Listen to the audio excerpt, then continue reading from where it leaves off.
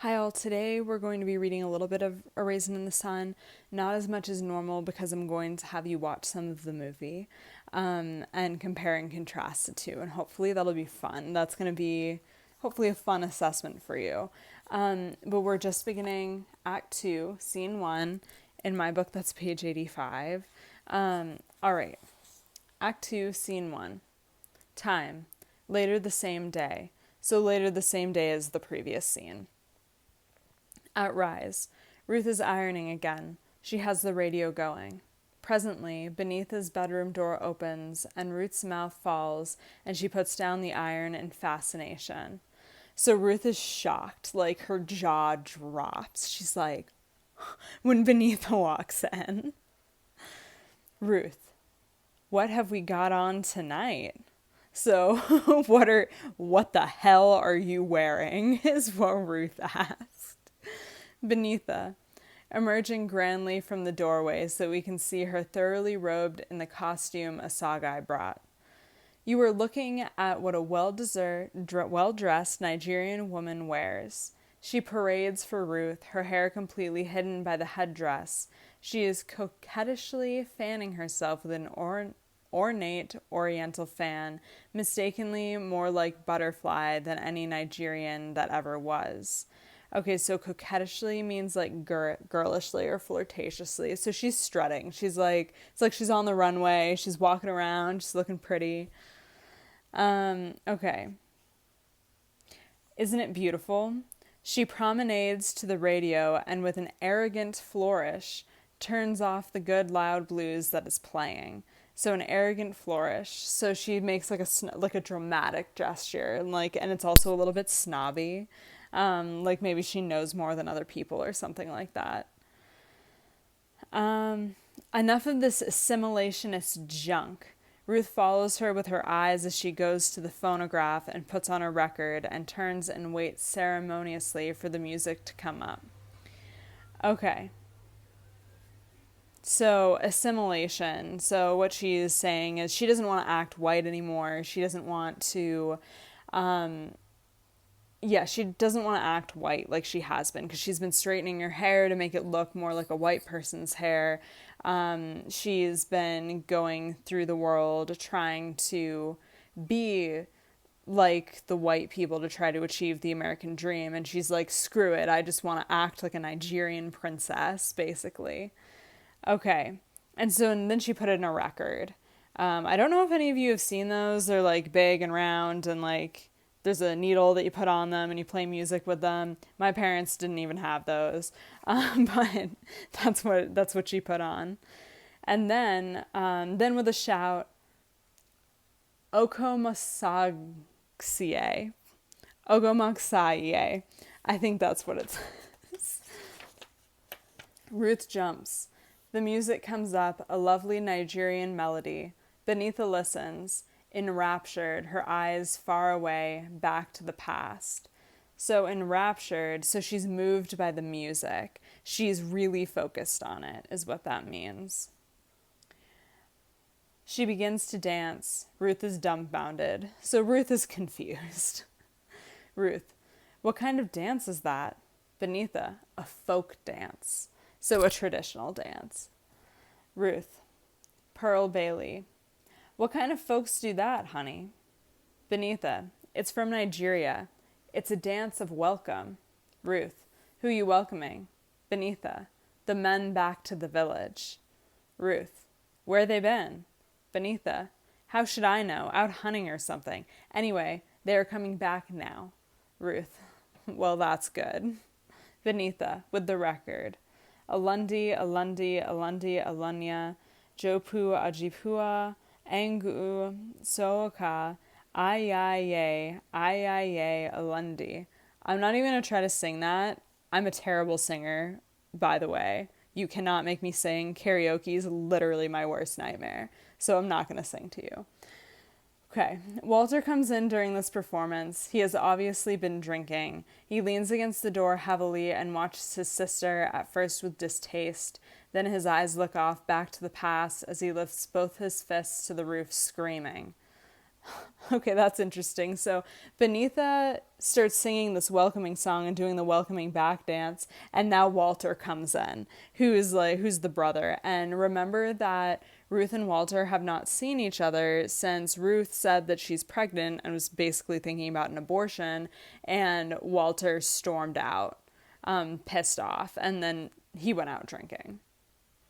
Walter, yeah, and Ethiopia stretched forth her hands again.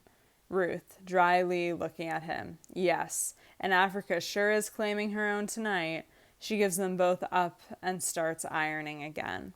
Walter, all in a drunken, dramatic shout. Shut up! I'm digging them drums move me.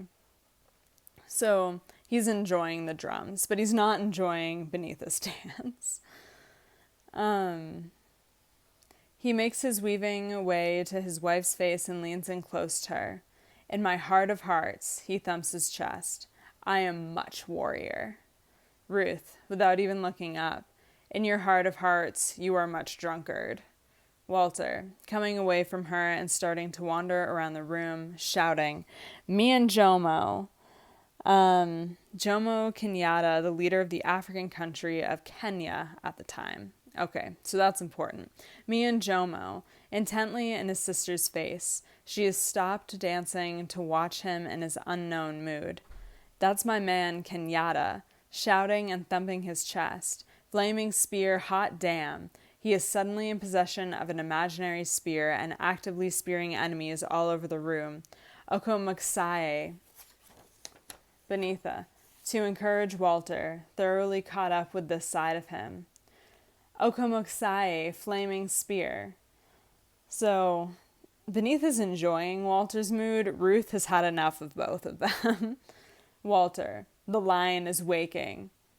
Omoe. He pulls his shirt up and leaps up on the table and gestures with his spear. Beneatha. Oimoe. Walter, on the table, very far gone, his eyes pure glass. So he's very, very drunk. His eyes pure glass sheets. He sees what we cannot, that he is a leader of his people, a great chief, a descendant of Chaka, and that the hour to march has come. Listen, my black brothers. Beneatha. Okomosage. Walter. Do you hear the waters rushing against the shores of the coastlands? Beneatha. Okomoksai. Walter.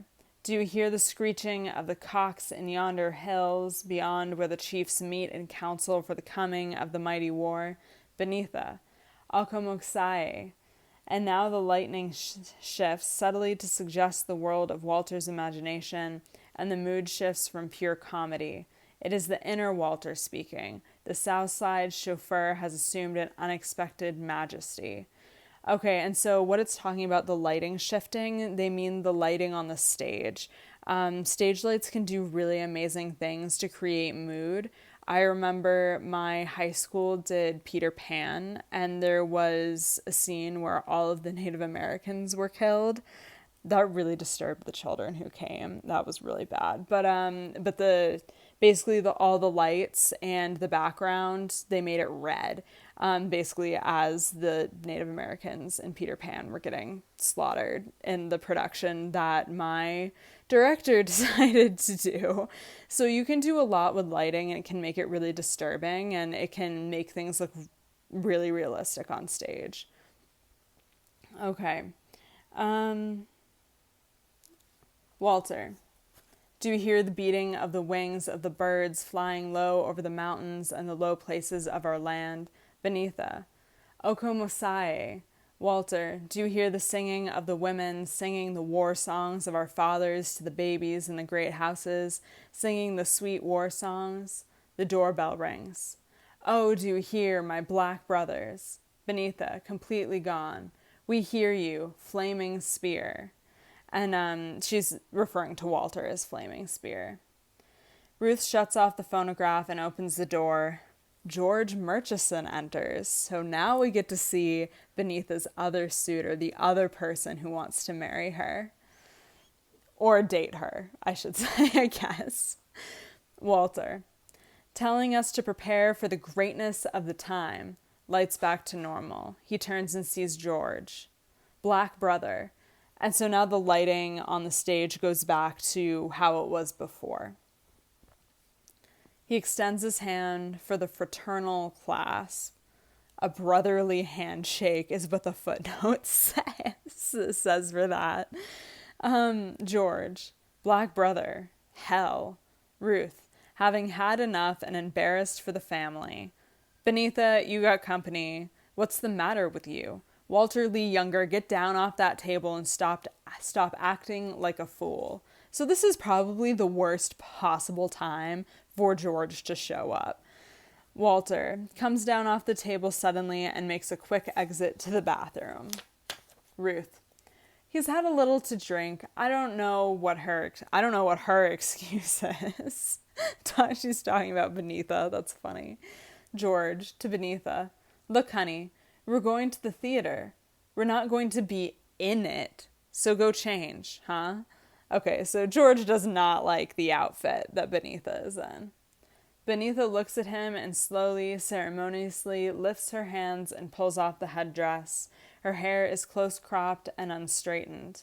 George freezes mid-sentence and Ruth's eyes all but fan out of her head. So Ruth is shocked. It seems like she goes wide-eyed like that and maybe she rolls her eyes. But Beneatha stops straightening her hair so it looks natural. It's in its natural state. It's curly. And it doesn't seem like George particularly likes that either. George, what in the name of? Ruth, touching Beneatha's hair. Girl, you done lost your natural mind. Look at your head. So basically, are you crazy? George, what have you done to your head? I mean, your hair. Beneatha, nothing, except cut it off. So it sounds like Beneatha might have a kind of haircut a little bit like me. That might be what's happening right now. Ruth, now that's the truth. It's what ain't been done to it. You expect this boy to go out with you with your head all nappy like that? Beneatha, looking at George. That's up to George. If he's ashamed of his heritage. George. Oh, don't be so proud of yourself, Benny. Just because you look eccentric. So just because you look weird doesn't mean... Basically, looking weird doesn't make you proud of your heritage, is what George is saying. Like, you can look however you want. I'm proud of my heritage. Beneatha. How can something that's natural be eccentric? Which is strange or weird. George. That's what being eccentric means. Being natural. Get dressed. And that's an interesting comment for George to make, where maybe a comment on culture in terms of like they're trying to assimilate to be more like the white people around, but Beneatha is now going against that and going with a different culture. I'm not even going to necessarily say Nigerian because the song that she was dancing to was, well...